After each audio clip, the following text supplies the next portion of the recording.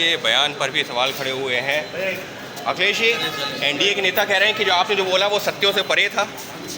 कौन सी बात सत्यों से परे थी? उन्होंने कहा कि आपने जो अग्निवीर को लेकर के बोला है या आपने जो है अग्निवीर को कभी स्वीकार नहीं कर सकते।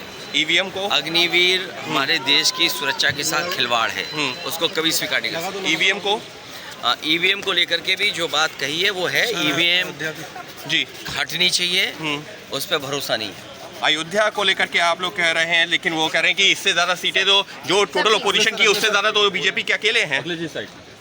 तो हार गए ना, स्वीकार कर लिया हार उन्होंने, ये अच्छी बात है। तो अखिलेश यादव अभी भी अपने बयानों पर कायम, जिनका साफ तौर पर यही कहना कि जो उन्होंने बातें कही हैं उसमें कोई भी ऐसी बात नहीं जो तथ्यों से है परे। अखिलेश यादव के बयान पर भी सवाल खड़े हुए हैं।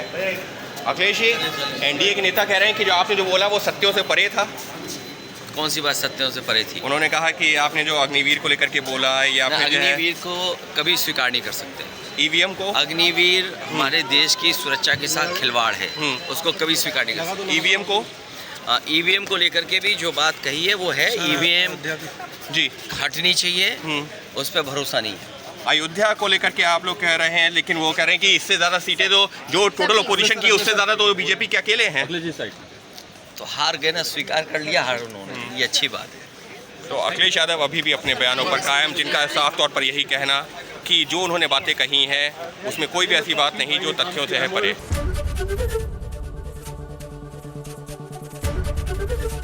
एबीपी गंगा, खबर आपकी, जुबान आपकी।